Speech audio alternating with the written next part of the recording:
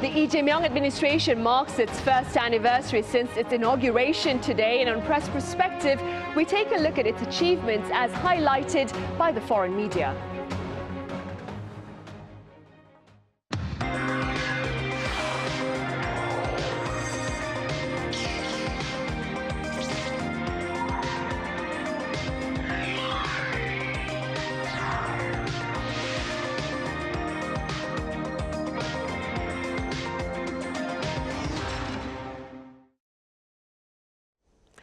Hello and welcome to Press Perspective for this Thursday, June 4th here in Seoul. I'm Min Sunhee. President Lee Jae Myung marks 1 year at the top office today, and in light of this occasion, we talk about the progress in diplomacy, defense, economy and culture. For this, I have Michelle Ye Hee Lee, the bureau chief of the Washington Post for Seoul and Tokyo. Michelle, it's been such a long time. Welcome back. Thanks for having me. I also have freelance journalist Raphael Rashid with us. Raphael, it's lovely to have you here. Good to be back. Right, Raphael, let's start on the diplomatic front. So President Lee Jae Myung made his diplomatic debut after just 2 weeks at the top office. I believe it was 12 days to be precise. He was invited to G7 summit in Canada, where he also sat down on the sidelines of that summit with British Prime Minister Keir Starmer, among other leaders, of course. What was the foreign media's first impression of the new South Korean leader back then? Sure. So when Lee Jae Myung arrived in Canada, I think we could maybe characterize it as maybe cautious expectations surrounding him at the time. He had just been in office for, as you mentioned, just around 2 weeks. He had no prior experience on the world stage at these major multilateral gatherings, and he was still assembling his team at the time. His foreign policy team, I think, had not even yet been completed. So I think international observers were watching carefully to see whether his government would essentially continue the strategic posture of his predecessor of the Yoon era or signal something genuinely different. But I think what emerged was described by some analysts as a so-called careful recalibration rather than a kind of sharp break from the past. So, of course, Lee did reaffirm the importance of the US alliance as expected. He pushed for trade issues basically at the front and center, and particularly around the, of course, American tariffs on Korean exports. So I think that was read maybe internationally as a slight shift from his predecessor, from the so-called security-first alignment to broader concepts, and of course, including national interests, economic sovereignty.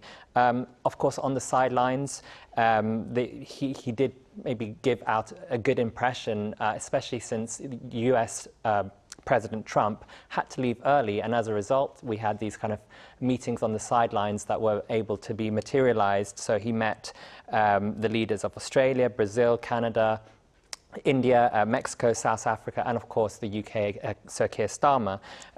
So I think analysts noted that this pointed to maybe a repositioning of South Korea as a kind of connector between the advanced economies and emerging global South, rather than a country that simply follows in Washington's footsteps.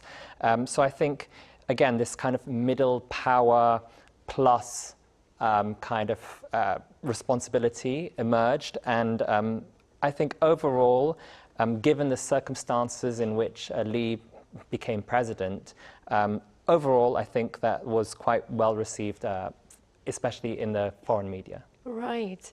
Michelle, as Raphael mentioned, US President Donald Trump left the G7 summit in Canada early, I believe, to tackle tensions between Israel and Iran. That being said, President Lee Jae Myung was not able to hold a sideline summit with Mr. Trump back then. But 2 months later, I believe in late August, President Lee traveled to the White House for his first face-to-face with US President Donald Trump. They met again, I believe, in South Korea late autumn for the APEC meeting. What has been the overall evaluation, if you will, of Mr. Trump, President Lee's and engagements with Mr. Trump? When President Lee first was elected, Washington really didn't know what to expect from him. I mean, President Lee didn't really have a foreign policy background. It was unclear exactly how he was going to govern. He came from, he comes from the Democratic Party, but is he going to rule like a Democratic president, or is he going to be something else like pragmatic foreign policy, like President Lee kept saying. So there was a big question mark as to how the U.S.-South Korea bilateral relations will go. And there was some concern from Washington, especially because of the conventional idea that a liberal South Korean president tends to be more skeptical of the U.S.-ROK alliance, wants to keep a little distance, be friendlier toward China. So these were sort of the conventional ideas that Washington had. But since then, as you mentioned, the two leaders have met twice. They've developed a decent rapport. It seems like they've developed a good personal background together, at least talking and connecting over shared interests or shared experiences, like both surviving an assassination attempt. I know President Trump was very interested in his hearing about President Lee's experience and connecting on that human level. And also on a security front, there are issues that are gelling quite well between the two leaders in a way that we didn't quite expect.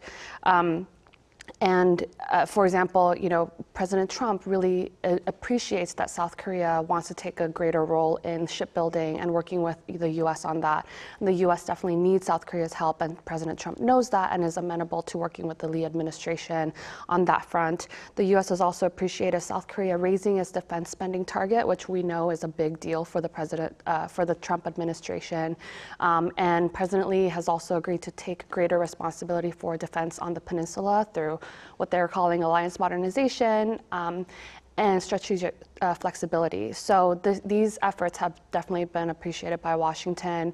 I think the massive gold crown that President Lee gave to President Trump definitely made an impression, and President Trump was happy about that. But I think, we can't ignore the other issues that still are bubbling under the surface of these good feelings. There are still tariff issues to figure out. The Kupang issue still is looming large between the two countries. The investment deal that South Korea has agreed to, but is still kind of going at a slower pace than Washington wants. So I think the alliance now is probably at a better place than Washington possibly would have expected under a new liberal president, but there are still many issues that they need to hammer out. But for the first year, I think it is at a surprisingly more stable place than we thought it would be. Right. And before traveling to the U.S. to sit down with U.S. President Donald Trump, Raphael, President Lee Jae Myung's first overseas trip for a bilateral summit was in fact neighboring Japan to meet with then Prime Minister Shigeru Ishiba. How has that unprecedented diplomatic decision served to promote Seoul-Tokyo ties under the Lee and Takaichi administrations? Sure. I think the decision to make Japan the first bilateral destination was in itself the story. No South Korean president had done so since the two countries had established diplomatic relations in 1965. And I think that symbolism was unmistakable, especially when we all saw it happening, particularly given that Lee Jae Myung, especially before becoming president, had previously criticized trilateral cooperation with Tokyo and Washington. So I think that choice sent a clear signal that something had shifted. And as Michelle just mentioned, even with the US or with President Trump, I think there were many people were wondering, how is he going to deal with the US? How is he going to deal with Japan, given the traditional way things have always been done? So I think that shift was particularly noted. The August 2025 summit with the then Prime Minister Ishiba in Tokyo produced the first joint statement between two countries, the first one in 17 years. The tone of the meeting, the kind of interactions was, I think, warm, friendly. Lee described Japan and South Korea as optimal partners at the time, and that he said that after just his second meeting with Ishiba, he felt that the two had become close friends. And the two agreed to resume shuttle diplomacy, which of course has materialized cooperation on hydrogen and AI, and also joint framework on pending kind of issues, demographic issues between the two countries that they share, and maybe kind of share some insights and try to resolve these problems facing the two countries together. So I think there was definitely that momentum. And again, there was a little fear that after Ishiba left, what's going to happen? Will that momentum continue? Sunhee Takaichi, of course, becomes the new leader, and despite these initial concerns, and also given her reputation at the time as a kind of right-wing, maybe security hawk. Maybe something might happen in this relationship. But fast forward to today, and Lee and Takaichi have met, I believe it's 4 times within a 6 months period, up until last month, of course. And the two have also visited each other's hometowns. Again, that is quite unprecedented.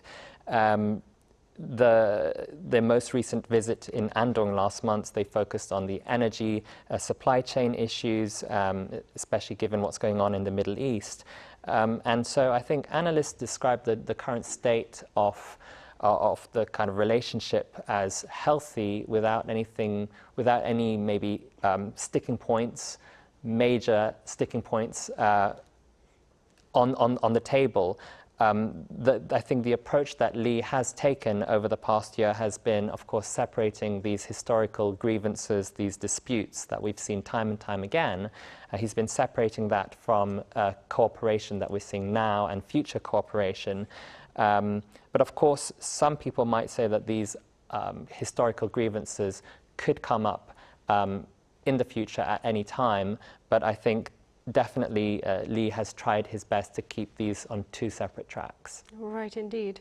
Michelle, with regard to defense, South Korea's priority, of course, as we all know, lies on peace and security here on the Korean Peninsula. That being said, there are a number of pundits who believe that the Lee Jae Myung administration appears to be opting for dialogue over deterrence with regard to North Korea. What are the prospects of this kind of engagement, and what has been the response to this shift in stance, if you will?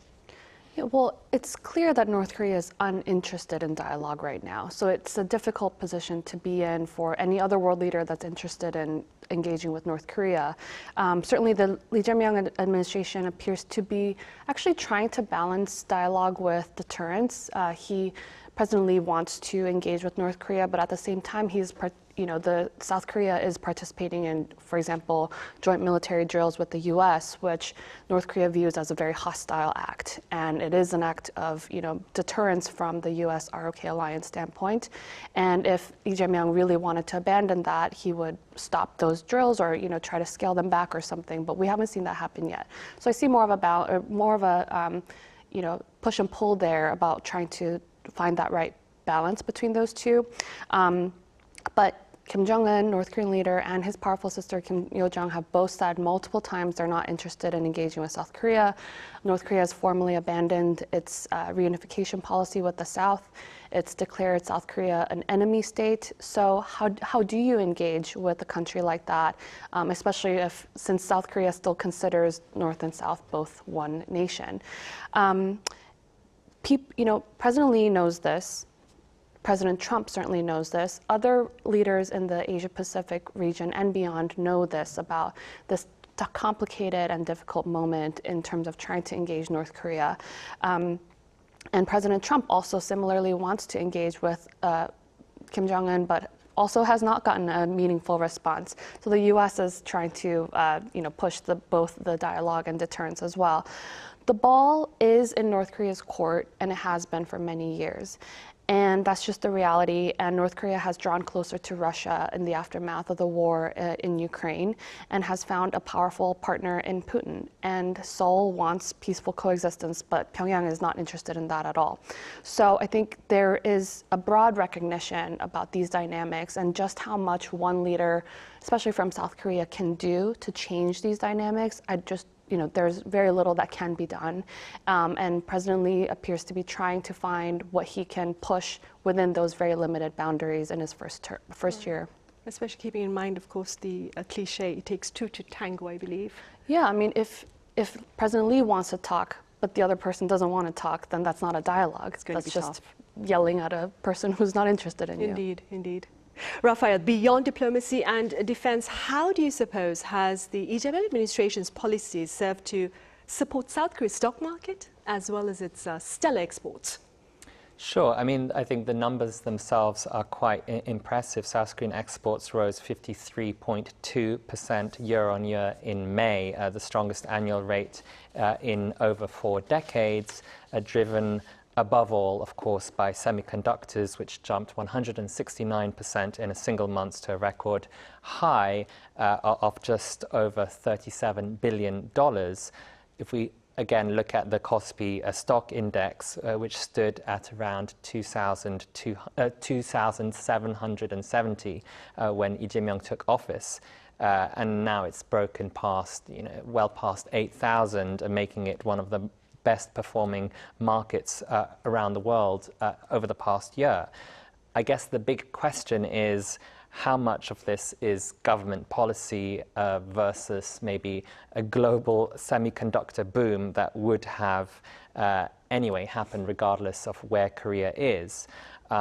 This AI-driven surge in demand for memory chips, of course, has been a powerful tailwind that no president can be, I think, fully credited for. But the administration itself, I think, has made some deliberate moves to support the market environment overall. Early on in his term, Lee Jae Myung pushed through reforms to corporate governance law, expanding directors' duties to shareholders, and also tackling long-standing undervaluation of Korean stocks that many have been complaining about for quite a few years, the so-called Korea discount effect.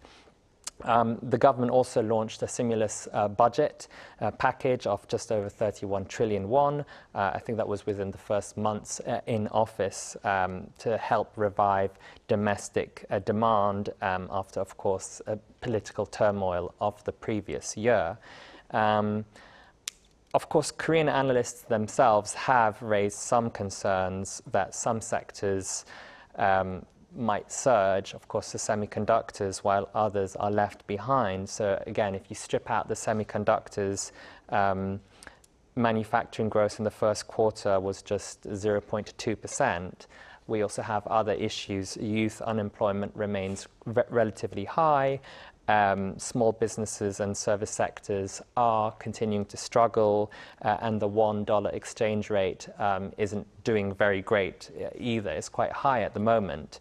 So I think we have these kind of big, grand headline figures, and I think they are impressive, but the administration knows that the kind of so-called growth story is still ongoing and has yet to reach basically everyone in the country. All right, which is why the president, of course, last week, I believe, pledged to ensure that the second year of his term will be dedicated to ensuring tangible improvements for ordinary Koreans. With regard to exports, Michelle, those of creative goods, I believe, hit a record $14.9 billion last year. And the administration has pledged to promote South Korea into a tangible cultural powerhouse. What do you suppose are the broader implications of this pledge? Well, I think that's interesting because really the growth of K-Wave has been driven by private industry, the entrepreneurs and the creators who have made this boom happen globally. In fact, there have been moments where the South Korean government, blacklisted certain creators because they were in dispute with the creative industry. But despite that, K-drama, K-music, K-pop, K-movies, K-beauty, all of that has grown, boomed around the world. I think now the Lee government wants to really promote this and be more strategic about it. For example, I'm seeing a lot of focus on K-food as the next K export. But there is also only so much that the government can do to try to make culture as a national export item. That means that there has to be a receptive audience on the other end. And right now there is a wave of interest, much interest. I mean, just being at the BTS concert and seeing all those fans coming recently showed, Raphael and me that, this interest is certainly global and growing and very passionate. But, that's only so much that the government actually can do to try to grow that and to try to stimulate that. Cultural products, however, can be promising for the South Korean economy more broadly. There are fewer volatilities like exposure to supply chain issues or tariff issues. It's not perfect because we know that, for example, the K-beauty industry was affected by tariffs.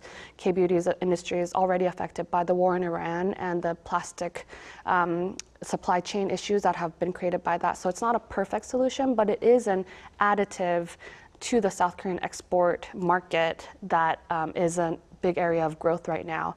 But I think we have to be clear that even though it is an asset, it will not replace South Korea's major export powerhouses like the actual manufacturing industry.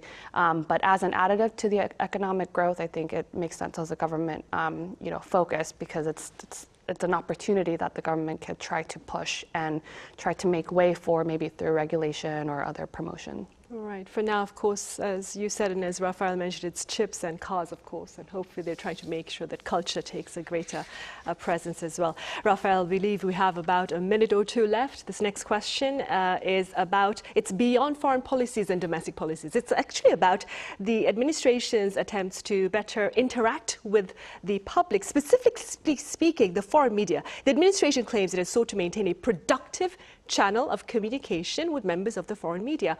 What are your thoughts? Yeah, I think that if you compare it to the previous administration, I think the contrast is quite apparent. Under the predecessor Yoon Suk-yeol, kind of access was maybe limited to press conferences. Engagement with media was relatively, not so much of it happened, but then over the past year, Lee Jae Myung has tried to improve this communication. We've had, I think, 4 press conferences already. There's going to be another one next week. He has also been, I think, even physically more close to the journalists, sitting right among us at the press conferences. And also the live streaming of the cabinet meetings has also been something quite different. So I think overall the kind of communication between the presidential office and media, and also foreign media, has been quite, I think, it's been refreshing. Right, he's also been quite active on his social media platform, right? Sometimes difficult to follow. Right. I'm afraid that's all the time we have for this edition. Raphael, as always, thank you so much for your time and your thoughts. Thank you very much. Michelle, thank you very much for your insights. Thank you. Right, that ends this edition of Press Perspective. Thank you for watching. See you same time tomorrow.